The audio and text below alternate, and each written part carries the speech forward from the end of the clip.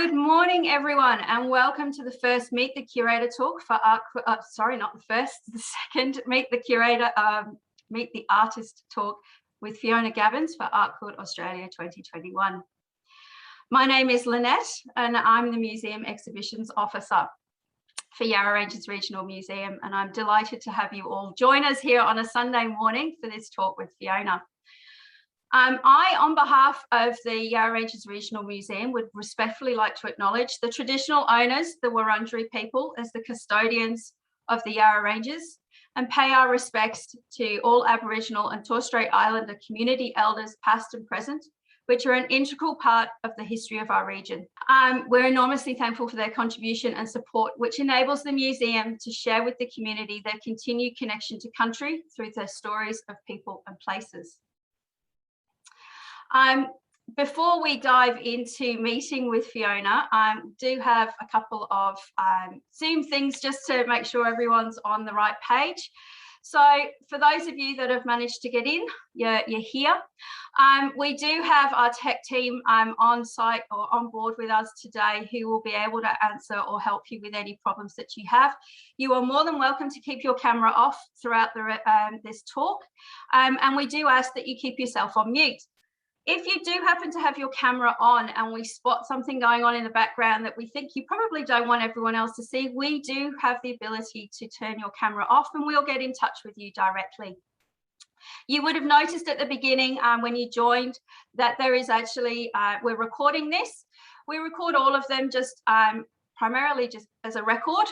For us, we don't tend to send these out into the public domain, but it is also a handy record for those that have booked a ticket but are unable to join us for whatever reason this morning. We will be doing a Q&A later at the end of the session with Fiona, where you're able to ask your questions. You can do this either through the chat function, which is the little talking shape down the bottom that says chat. You can type in your question there if you'd like. Alternatively, you can unmute yourself and ask a question. Because of the way that we're recording this and we're also pinning our screens, you will not appear, so you don't need to worry about that when you're recording. We just hear your voice.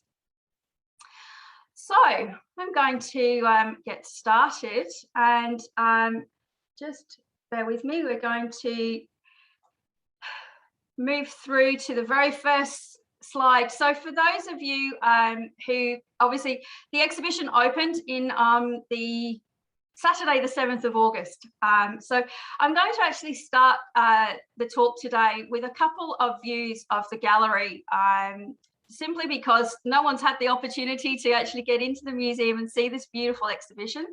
So the very first slide that we have of the gallery for Art Quilt Australia 2021. As you can see there, as I said before, we did open, or we were due to open on Saturday, the 7th of August, and I actually finished the installation of this exhibition 2 hours before we went into lockdown on the Thursday night prior to us opening on the Saturday. So no one other than myself and my tech team have actually seen this beautiful exhibition in person, which is a real shame. So Art Quilt Australia 2021 is organised by Quilt Network Incorporated, and this is their 6th since the 2009 and the 3rd time at Yarra Ranges Regional Museum, and unfortunately the 2nd time it has been thwarted by COVID shutdowns. So they started their collaboration with the National Wool Museum to expand on the Wool Museum's Expression Wool Quilt Prize, and they combined the two prizes and awards together. This year, there are 25 works by 23 finalists that were selected from 101 submissions by 71 entrants. This includes 4 wool quilts, of which Fiona's is one, and she took out this year's Expressions, the Wool Quilt Prize. All artists are resident in Australia and New Zealand, as well as Quilt members from internationally are eligible to enter up to 2 quilts. The work must possess the basic structure of a quilt, that is a stitched layered textile with at least 2 layers connected in some way. And you just see even by this view here, the variety in people's interpretations of that rule. The works are selected by a panel of 3 jurors and are asked to look for non-traditional artworks that demonstrate excellence in design and crafting. The winners of the AusQuilt Network Award for Excellence and Expressions the Wool Quilt Prize is done by an independent judge. Moving through to our next view of the gallery, the works in this exhibition are an exploration of the many approaches to contemporary textile art through the medium of quilting. There are those that stand out for their modern interpretation of traditional quilting patterns, such as Beth and Trevor Reed's Stonewashed, and others for taking an approach that may not read initially as a quilt. We'll see a couple of examples of those shortly. Helen Gray's Shedding is one in particular. Yet they all use the same principle of manipulating fabric and thread to create shape, form, and texture.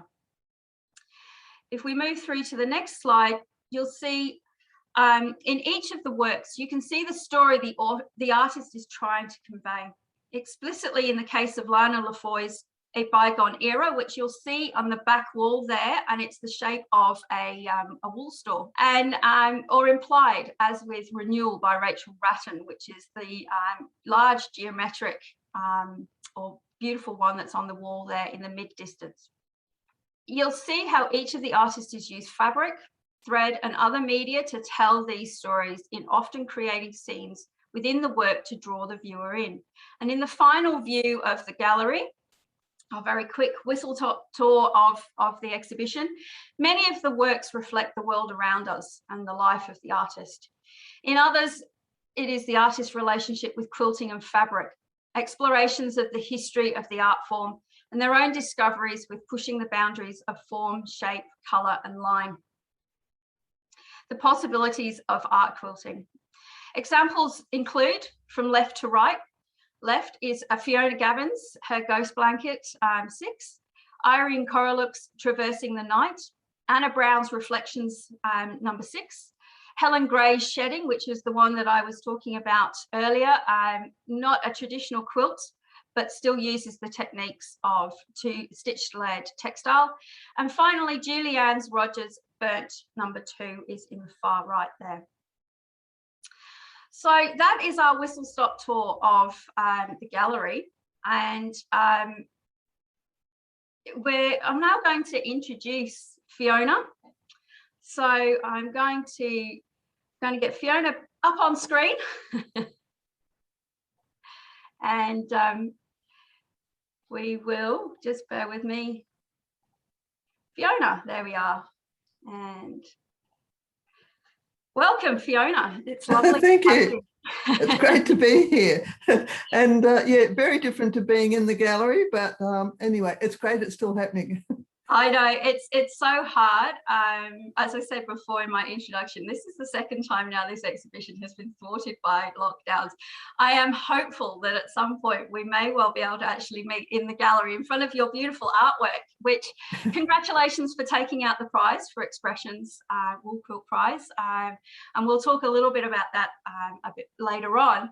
Right. So, you're coming to us from your studio, which is a really beautiful opportunity for us, actually, because when we do these art talks, you yourself would be in the gallery in front of your artwork. You'd probably have a couple of examples, and it's seeing you with your final piece. Whereas today we've got a lovely opportunity for those that have joined us to see some of the behind the scenes work that you do to produce these beautiful quilts.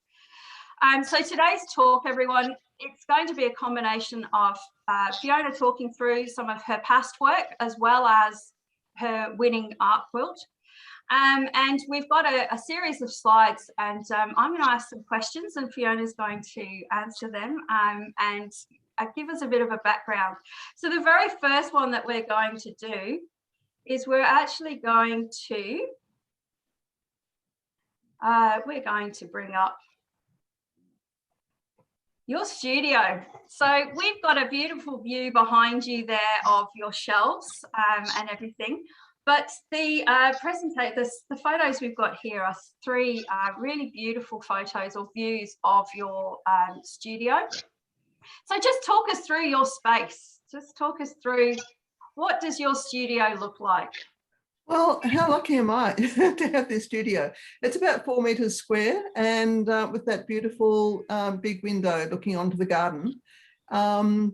a feature is my beautiful old brother's sewing machine. She's over 40 years old. She's like a Holden, you know, she's mechanical and she just keeps going. She only does straight and zigzag stitch. And shelving and a pin-up board. You know, they're the three essentials, I think. The work table, the machine, somewhere to store everything, and a wall to work on. So yes, this is in my home. I have in the past had an even better studio that was about 6 meters long, had a pin-up wall of 3 meters square, all that sort of stuff, but this is still good. I love that view, and I think you and we've spoken about this several times since you know, as we've been going through and pulling together our conversation here today. And that view for me is the thing that I see coming through some of your works and some of the examples of things that we will look at later. I do love the view of the laptop and the screen. I think we can all relate to that at the moment. I have spent much of the last 18 months working from home. So for those that aren't aware, when the museum is closed to the public, it's also closed to the staff. So we work from home, hence the reason why I'm coming to you from my second living room. It's actually my children's living room and playroom. So I'm very used to that setup. It looks very familiar to what I've got here in front of me. But the thing that actually strikes me the most is the size of your work table. And I only talk about this because obviously you've produced some very large pieces of work. And that table to me doesn't look big enough to do that. So that was the thing that struck me, I suppose. But you've talked about having your pin-up board and wall, which I think makes perfect sense. So we're going to jump straight in and we're going to look at one of your early pieces. So queen size bedspread, 1982. And as you'll see there, it is some 2.7 meters by 2.8 meters. So yes, it went over the size of a double bed. Can you say, Fiona, is this your first work that you ever did? Is this No, because I started, it was in 1977. I thought I really want to do this. So I chucked in my job and started teaching myself. And yes, I'm an experiential learner. So I'd already been working for about 5 years. I had done the log cabin quilt and I'd done the blocks and they just did not inspire me. And then I saw a book of Amish quilts. And that was a breakthrough for me because I saw you could design a quilt on a whole quilt scale. It didn't have to be broken up into little bits and it could be bold and graphic. So that was a major influence. And then I saw the work of Jan Myers Newbury with her wonderful dyed fabrics and her shaded progressions. So those two are just such strong influences in this. And I decided to explore the eternal knot as a structure, which then evolved into lattices. But and also I had made the decision by this stage to only machine sew. I had hand quilted a quilt, I had hand pieced a quilt, and basically said, no, that's for the fairies. I need more results. I need to be quicker. But also I like the precision of machine sewing. It's the definite strong line of machine piecing, machine quilting actually really suits the graphic quality of my work. So those are all the decisions made by this stage. I think also Lynette and I were laughing before about the folio, you know, the handwritten captions in the plastic, eaten by silverfish. It's all so dated because these days our folios are online. But, you know, 40 years ago, that's what we had, that's what we did. Fantastic. Thank you, Fiona. It's really interesting to sort of see, for me, it's a really traditional design, which then brings us up into the next one, which is tropical ribbons. So this was in 1986. So moving away from, you know, the traditional sort of bed quilt, it is much smaller Yes. at this point. And I was brave enough to do a wall quilt at this stage. There we go. Perfect. Wonderful. Sorry about that. Yeah. So we'll just move back slightly. If we can just go back to the studio view very quickly, we'll have a quick look at the studio. There we go. So Fiona's studio is just there. And I might add that the cloth behind the computers, that's a beautiful embroidered cloth from Uzbekistan. And the backing cloth has camel hair in it. It has a completely different feel to, say, a cotton fabric, but it's gorgeous. It's a nice, keeps me company here. Oh, it's beautiful. I guess the one thing that I would say, you know, you're surrounded by little bits of your work. I have been into a number of studios over the years, and you know, to see people's the various stages of artworks that are produced, but then also works that are not done by yourself, but are sources of inspiration, or just add character to a room. So that's beautiful. So we'll move through to the next one. So this was the queen size bedspread that we were talking about, so 1982. And as you were right, we were talking around the fact that obviously our folios have moved on significantly from the days of the scrapbooking, which has been an interesting one to do. And then we move through to tropical ribbons. So this was where we got up to. So 1986. So you've come down in size and scale, which is beautiful. So talk us through this particular piece then. What was the inspiration? I was thinking about doing something different, and I wanted to do wall quilts because I had until then only done functional work. And so I just had a go at just drawing a freehand line, a curved line. And I thought, well, if you can piece Drunkard's Path, why can't you do a reverse curve? And so I pieced up there were probably a couple before this, but I pieced up the background blue section, and then I put a blue border around it. And then I did a new set of pattern pieces to do the yellow, green, the top layer of ribbons. And this was the first time I cut through something I'd already pieced. And so that was a big breakthrough step. And so it was about, once again, being graphic, but freeing up and going for movement, and but still with tonal changes of all that comes through in my work again and again. And by this time I was also doing a lot of piece bindings, so keeping the color flow going in the bindings as well. So I think that's probably the main things, but yeah, doing the curve piecing, big step. It's moving on, isn't it? So the next one there, we've got Australis, 1988. This, I think, when we've been going through all of our run throughs and things, this is the one that has struck us all here at the museum. Just this move away from the sort of the linear form to this more curved form. So talk us through Australis. Now, I do know that you've got a couple of your templates. I will remove the spotlight off this so that Fiona can show you her templates. So give us a bit of a background to Australis. Okay. Obviously, 1988 is a bit of an indicator as to why you created this piece. So I was living in Jamaica at the time, and the bicentenary was coming up.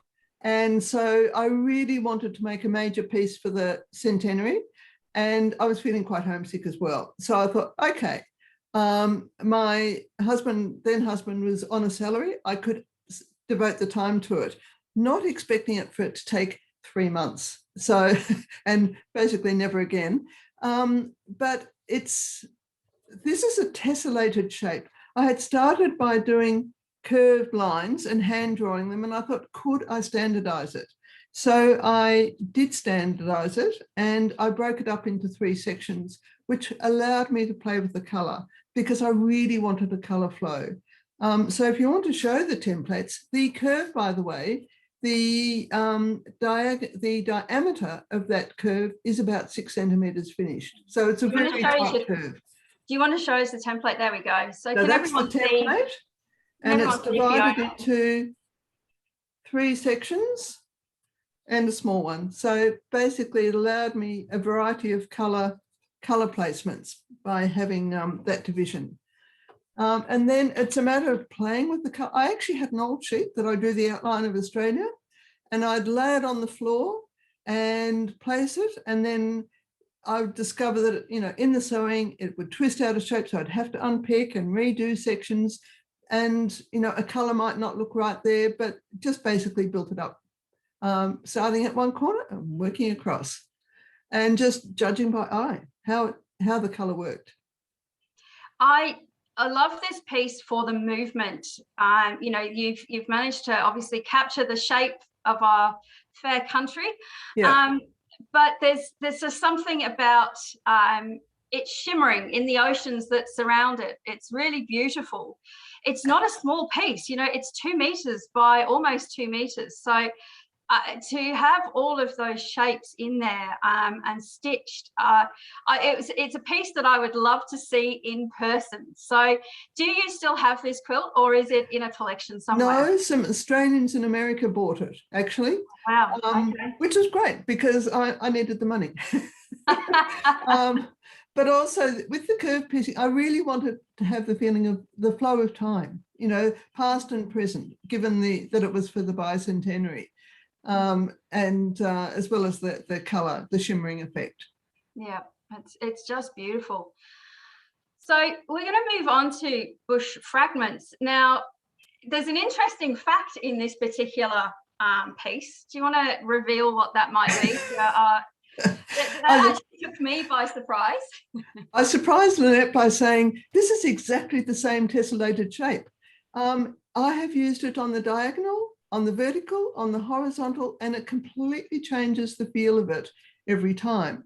And so this is placed on the diagonal, which means it is more dynamic. It has even more movement, I think, except I've broken it up by all the pieces that are in set. So if we look at the detail, if you want to move to that.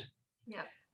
What I do is I build it up. So the tiny little pieces stitched into the seam as I go. I choose the colors randomly, literally blindly, so that I don't control the color placement. But I also will piece a section, and then I'll cut through it and piece another piece in, sew the seams back. Then I might sew some together, and then I'll cut through again. So it's a lot of stitching and cutting, and which is why what I call the sticks are all the same size. They're 2 seam allowances width. But I think the point about this one, if we go back to the other slide, it's called bush fragments. It's about looking at a paddock, which is ostensibly just an empty green paddock. So many little details are strong color. They're bits of the ants, or they're bits of flowers, but they're in small colors. And then and the green ones are more dominant. And then you get a drift of grass. So the light green, I keep on pointing at the screen, which nobody can see. The light green makes me think of the grass as it's blown around and bends in the wind. So yeah, that's my version of a bush paddock. And to be honest with you, it actually is reminiscent of the view. For me, my first thought was it's the view outside your window in your studio. That beautiful pop of colour, but also that really large tree that's there on the right-hand side. I just love the colour combination, and the fact that if we can just go back to Australis very, very quickly. If we look at that, and it's the same shape, now that I see it makes so much perfect sense. But to then see it in bush fragments, it's just quite amazing that it's the same shape, but in a different, angle, and how that changes the placement. And as Anne has said here, brave stitch, and then to cut it. So well done. We're coming on to Dreaming of Rajasthan. Which is, another beautiful, bold piece, quite small, actually, in in what you've done in comparison to previous works. So talk us through this one. And I know you've got a couple of sample pieces, so I'm going to make sure that you're on the screen as well, and you can show up your sample. So talk us through Dreaming of Rajasthan. Okay, well, I'll start by saying there's a direct connection with the previous works. It's a repeat shape. It's a tessellating shape. This piece of fabric is about 4 centimeters square. So the, finished, it's less than 3 centimeters, and it has a pleated insert. And I like doing a pleated insert because it allows me to have a tiny strip of color and a directional component. So I am free to play with the placement of the color. So I create a whole heap of squares and I play with them on the felt board. And Dreaming of Rajasthan, it's because I'm in India, saris, silk, that's the home of gorgeous silks. And being in COVID, of course, I'd love to be traveling, and it would be so nice to go to Rajasthan and see it in reality. So we've got a detail, I think, of a similar one, not exactly Dreaming of Rajasthan. If we go to the detail, so there we go. So you can see there what you were talking about in terms of the way you were piecing. And you can see the texture. Yeah.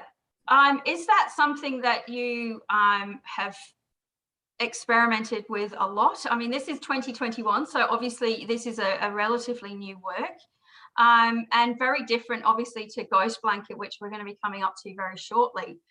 What made you think around doing this kind of piecing work, I suppose? Because for me, there's elements of tradition in this. Well, it's one of the things. If you're a patchworker, you sew fabric together with seams, and they have to have a shape of some sort. So it can be square, it can be anything else. Oh, there's a question, is it silk? Yes, it's silk. And I love silk for the way it bounces the light around. And it really changes according to the quality of the light. And the texture is stronger because of that light reflection. I think also this showed, you can see the difference in the angles of the inserts. For me, it's really important, that Japanese concept of wabi-sabi, where there's a random element. I really allow that to come through the actual relationships of the colors, that a lot of it's haphazard. So I set up the structure and then I allow it to unfold. I've chosen the colors first, and I just really like that randomness. And then the aqua around the edges, the border. So it just sort of finishes it off. On my screen, this is looking very faded, but it is in real life, it is seriously bright. I think I don't know how bright it'll look.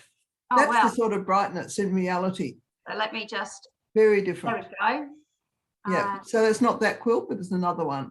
Yeah. Lovely. Oh, the silk colors are just gorgeous. And then this one has a lot of yellow inserts, which really emphasizes the horizontal line in contrast to the verticals. Yeah. So I love simplicity, and I love playing with simplicity. How can you push it? How can you make it interesting? Develop something from that. And I've got a sample of the latest piece I'm working on, which is different again, because I've got such strong lines coming through. So yeah, endless fun. It's much more. That's a much more muted palette as well. So yes, taking it's lovely. It's very muted, but I actually have hot pink in there, and it's such a skinny little strip.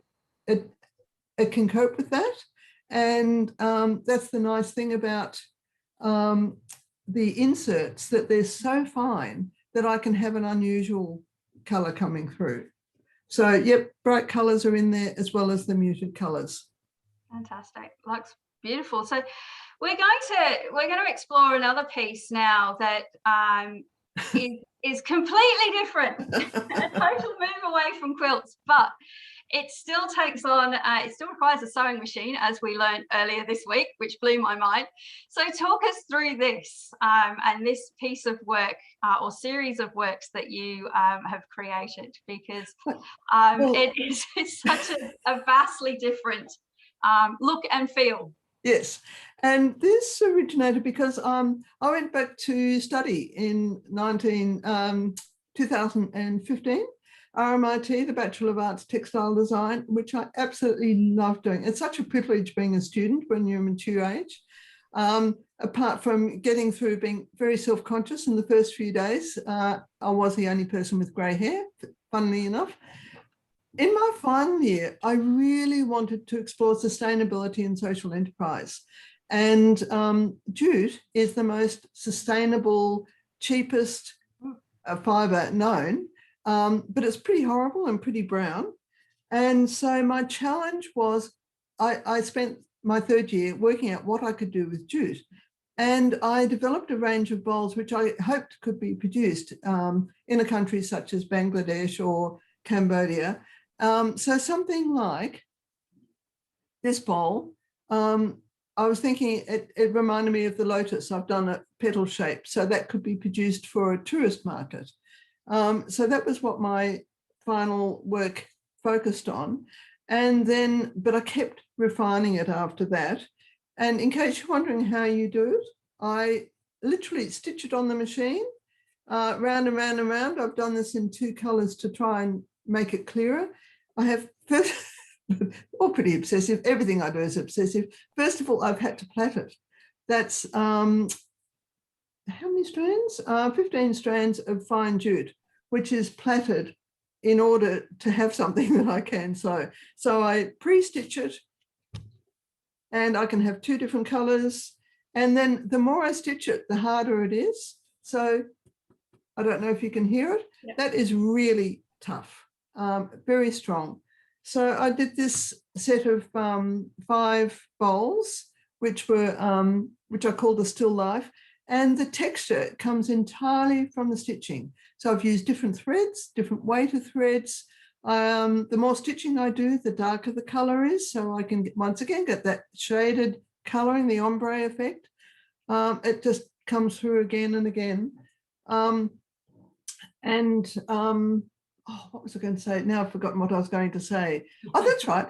We were talking about being selected or not selected for an exhibition. I actually entered this in the Wangaratta exhibition this year, which I was thinking, oh yeah, I've done a good job. I'm proud of this work. This will get selected, and was a bit devastated when it wasn't.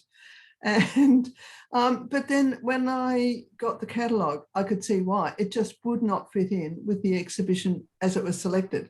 So I'm still proud of the work, but it's not yet been shown because I haven't found the right exhibition to show it in, because it sort of falls between the cracks. It needs a broad fibre exhibition for me to enter it. So, you know, I'm hoping that will happen, but it needs the right place. And I'll enter it again in something, somewhere, and hopefully it'll get in and be seen. I can also imagine a bit of a side hustle going on here, because those would sell beautifully in any museum or gallery shop. So you might want to look into some, you know, of your some idea of mass producing them in some way.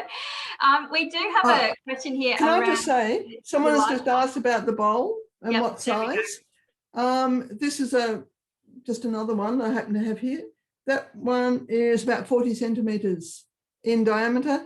The blue one, the big one, is 45 centimetres, and that's the limit I've decided. That's about as big as I can go. Yeah, yeah. They're just stunning works. They're beautiful. So we're now going to move on, and we're going to introduce your Ghost Blanket series. So this obviously, this is Ghost Blanket 5. It's not the one that's on display at the museum. This is a much smaller piece, but a really great sort of photo. But can you talk us through your the premise behind this series, and ultimately we'll look at the one that you did enter into Art Quilt Australia, but yeah, so talk us through, what have you done? How have you done this? I've just realised what I should have got out a sample first. When I was at RMIT, once again, in second year, I did a project where I focused on deconstructing patchwork. I called it deconstructed patchwork and lace. And I literally used bioplastic and knit fabric, and I created these works that referenced both lace and patchwork. And they had a lovely delicacy that I really liked, but they weren't, I couldn't scale them up. So I really wanted to do something that scaled up and also, once again, focus on sustainability. And I'd been at Creswick Woolen Mills and seen that they had alpaca remnants. And so I thought, I'll try that. And alpaca felts beautifully, which meant that I could cut it up and have raw edges. So that was where it came from. And I did quite a bit of experimenting with just sewing pieces together. But it looked really heavy and clunky and dense. But when I sewed it with, where did I've lost it. Sorry, I've got it right here. When I put organza behind it, it gave it a lightness and made it it formalized the piece, but made it light at the same time. Oh, wrong side. Yep, helps to get the right side. And I was really pleased with that transformation. And that's when I thought, yes, I'm making ghost blankets. So recycling, sustainability, it's not recycling because it's not used alpaca, but it is upcycling the remnants. And then what do you do with the bits when you've got them sewn together? How do you cover them? So that's when I started using the wool yarn. And so I draw up a paper pattern and I put the organza on top, put it on the felt board and play with the arrangement of the alpaca pieces until I'm happy with the arrangement. It's a grid that I've got on the paper, not an actual pattern, and stitch it down. And then I start playing with the arrangement of the wool yarns. And that is endless variation. How many rows I have, like this one, you can see there's just 2 rows there, but there's a lot of rows there. And it's all about referencing blankets. I love woolen blankets, the beautiful patterns that come from the weft and the warp. Mm. So if we look at the detail here, so we're the next slide we've got is the detail, and I think for me what came through in hanging this piece was how delicate it was, but it absolutely, when you see it, the full piece, and it does remind me of the checked woolen blankets that you can purchase. But there's a certain lightness, and I think you're right, the organza behind it. Now, you have mentioned in the past that, so you stitched it onto the backing paper, but there's no backing paper on this. So what happens to that? It comes off at the very end, and it takes forever because it's all been stitched in. So it takes me hours with the tweezers to get all those last bits out, and there is crap all over the house. I walk it out of my studio into the house. And the other remnants I have left, it is so frustrating. With the ghost blankets, what I've found is I'm used to piecing up fabric where you piece it up and you can go, oh, I don't like that bit in the middle, I'll take it out. With this one, I don't know until I've finished whether it's working, whether the layers of the wool yarn work, whether they enliven the piece. And I have actually had to unpick all the yarn, which takes forever to get back to the bottom layer because it all sits on top of each other rather than next to each other. So you can see it's all interlocking, all on top. So I have to just take a big breath and go for broke. And so it was about 6 months ago, I decided, no, I really dislike about 5. I don't like about 5 pieces. I don't like them enough. So I unpicked them, destroyed them because they just weren't good enough. And that's because I didn't know until I'd finished them whether or not they were working. And so that's all part of my obsessions. So in terms of for Ghost Blanket, obviously has taken out the Expressions Wool Quilt Prize, which does mean now that this particular piece will go into the National Wool Museum's collection as part of their much larger quilt collection. So you have been immortalised in that series now. Expressions has been running since 2000. So how does it feel to have that for this particular piece? Is that a stepping stone for you, or is it just, you know, it's a lovely reward for, you know, hard work and perseverance? I think I was absolutely thrilled to have it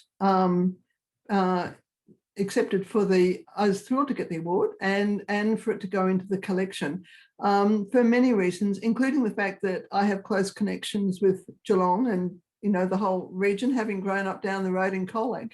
But also to have it in a permanent collection where it can be seen again, it's just an acknowledgement. It's really nice when you have work accepted like that. And it's not so much a stepping stone. I figure at my stage of career,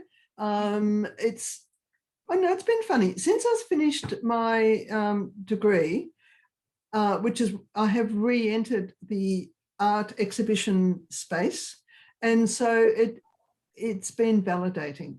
It's building up my confidence again that I do belong here. I was really nervous about putting work out there and exhibiting again, because I had about how many years? About 20 years where I produced privately just for family, but not for exhibition because I was working in a full-time job. So yeah, it's validating, really affirming. It's been lovely. Well, thank you. We're going to come towards the end of our presentation of slides. I realise, obviously, with our technical issues that we had at the beginning, that we haven't been able to. We'll run through a couple of the early photos of the gallery. But this is the perfect opportunity now for anyone who's got any questions. You can either unmute yourself and ask the question, or you can ask it via the chat. I know a couple of things have come up via there. So, but thank you, Fiona. It's a beautiful transition. What I love when we meet artists, and especially one as yourself who's been doing this for such a long time, that body of work that you've built up, the skill sets that you've built up. Is there anything in particular that you haven't done yet that you're keen to get started in? I haven't thought of it yet, but it'll come. I just enjoy exploring. I love waking up and going, oh my God, I could do that. What if? And so I will continue developing what I'm doing. And I do enjoy having several different strands to what I'm doing. So yes, there's still some ghost blankets in the works, and some of them are actually on solid fabric. I've done one of those. So yes, that's another line. And the silk continues to fascinate me. So who knows? It's nice at this stage. I'm not trying to make a living from it. It makes such a difference to how I work. So for 17 years, I tried to make a living from it. So, and eked out an existence. My then husband was a potter. So we were broke the whole time. So it's such a privilege now that I go, oh yeah, I need some more yarn. Well, we'll go and buy it. And not worry about the financial consequences of it, because it really frees me up to do what I want when I want. Mm-hmm. So yeah, it's fun. So one of the questions that has come through here is, why do you use paper? Could you use wash away? Oh, because well, paper, it's firmer because it's yes, I want the firmness. I want it to be stiff because it slips. The alpaca, it slips on the organza anyway. And so to me, it just makes sense to have it as firm as possible while I'm stitching it. And also, I don't want to wash it. I don't want to stick this silk wool mix into water after it's stitched, because it could affect the quality. Like, I wouldn't be able to iron the organza out. It would be I expect it would be crumpled. I will admit I haven't tested it. The paper is fine. It's cheap. I'm a tight ass. I don't waste money if I don't need to. And if I'm doing a piece that's a metre wide by 2, whatever, then dressmaker's paper is really, really good for the purpose because it's already gridded. Fantastic. Do we have any other questions out there? I'm just blown away by the work that you've done. It's just amazing to see the variety of works that we've been able to show today. While we're waiting for a few other questions, what we might do is take you back to the very early photos of the gallery, and you actually see Fiona's work in the show. So just wait for the slides to come up. There we go. Oh, if you go back in the slides, go back one. That one, that's another piece. That's a different piece. Yep. And I don't know, can you hone in at all? Yes, I can. Because that was one where I was actually disappointed when I did it because I thought, oh no, it's too bleached. And then I've been living with it and I've decided it has a ghost-like feel. And that's because it's got a lot of light colour wool on top. I'd been putting the light colour underneath, whereas I put it on top this time and it bleached it all. It's fascinating. It's just, this is why I keep doing it. I never really know how things are going to turn out. Yeah, it's they're really, there's an ethereal sort of feeling to them. And in the gallery, I have to admit, when I first saw it, and if we move through to the first screen, the first shot, so this is what you were missing before. So this is the entrance into the gallery. As I say, we've got 25 works on display, and there's just, even in that shot alone, the variety of colour that comes through, interpretations of what a stitched layered textile looks like. So we move through to the next photo, and playing around with colour. One of the things that I have, as a curator, have to deal with is the fact that everyone is taking their own interpretation. And thankfully for me, and you alluded to this earlier on, Fiona, around the fact that your still life bowls didn't get accepted into the Wangaratta show because when you looked at the catalogue, they just didn't fit. And as a former juror, I can attest to how hard it can be to actually get the right balance. So in the foreground here of this particular photograph is actually Kathy Jack Coupland's, and then there were 3, and that actually took out the award for excellence. We move through to the next photo. The other thing that you'll see there is the different types of colour, but also the fact that increasingly I have to come or deal with works that need to be hung and seen from both sides. So that often creates an interesting challenge. This particular piece by Diane Firth actually got moved around about 4 times in the hang before I actually found the best suitable location for it. And in the final slide of the exhibition, you will see Fiona's work sits on the left-hand side. So as I said before, we've got Fiona's work there, Ghost Blanket 6. We've got Irene Corlick's Traversing the Night, Anna Brown's Reflections 6. We've got Helen Gray's Shedding. And then, sorry, forgot the name now. Anne Rogers, sorry, is Burnt number 2. And it's this section here, it's just this really beautiful move from your work, Fiona, to actually, the remaining works. Fiona, can you give, if we have a quick look here, can you give me a sense of what you feel? I mean, obviously you have not actually been in the gallery yet and seen your work in the space alongside the remaining works, but how does, where it's sitting at the moment, and how do you feel when you see your works alongside others? How does that? I think I always find it really exciting. And also, it just so happens I did see the exhibition at Shoalhaven. I was in New South Wales for various reasons, despite lockdown, and it looks so different in this exhibition. And I'm not just flattering you, Lynette. I really like this hang. I think it does all the work justice.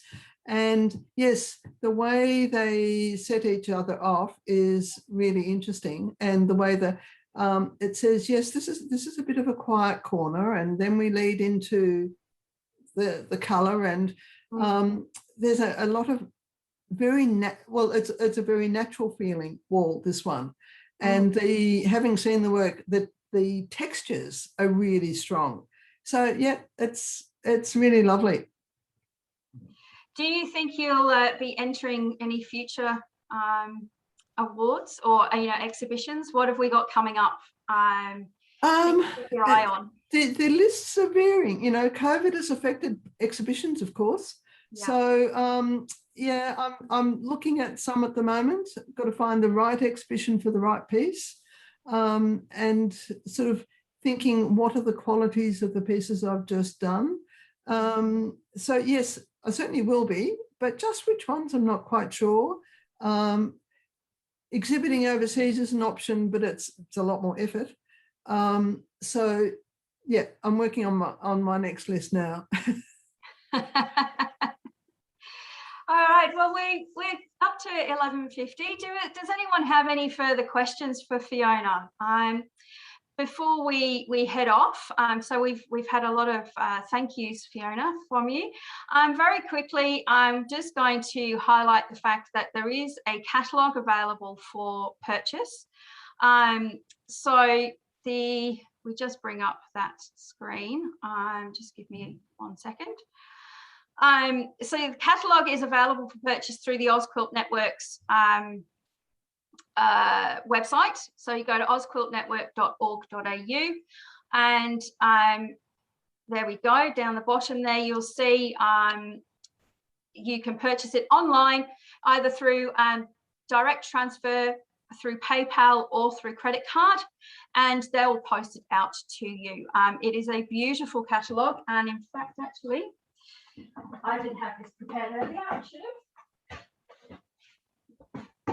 There we go. So if you want to, in through there is all of the work. So that's shedding as well there. And it does have an introduction by Diane Firth, the president, and also some words from the 3 jurors for this year's exhibition. So it's a beautiful catalogue, well produced. So I do highly recommend, given the fact that you can't get into the gallery right now, that's probably the next best option for you. So look, thank you very much for coming along today. We've really enjoyed having you here, and thank you so much for your time, Fiona.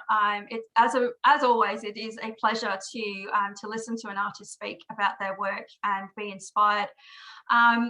We are hoping, fingers crossed, that we will be able to open the gallery.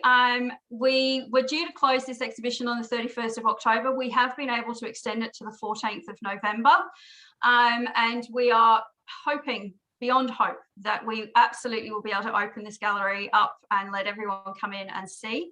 And in the meantime, we have got a couple of more talks planned in the next couple of weeks. One last quick question, actually, from Joan. Does Janet run classes of this art form? Sorry, what was it? Sorry, Fiona, do you run classes? Not anymore. No, I used to teach, but no, I don't teach now.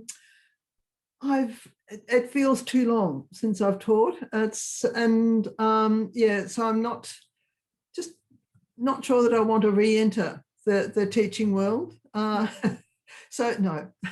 And having shown some people, it depends if it's stitching the bowls. I've shown some people and they've gone, oh my God, you've got to be kidding. So it's really tricky. I can't teach stitching the bowls quickly, for instance. It took me 6 months before I could get a nice curve in a bowl. So no, I don't. Apologies. Well, thank you so much, Fiona. I think we'll leave it there today, and it's been brilliant. So thank you so much for everyone coming along and joining us, and taking time out of your Sunday morning to be here with us. So thank you, Fiona. It's been amazing, and I apologise profusely for our technical issues there in getting ourselves sorted with the spotlighting. Do apologise for that. but hopefully you've had a good chance to see the variety of Fiona's work. So we are so pleased, and we look forward to seeing you in the museum all very, very soon. So thank you for joining us today. Thank you. Thank you, Fiona. Thank you.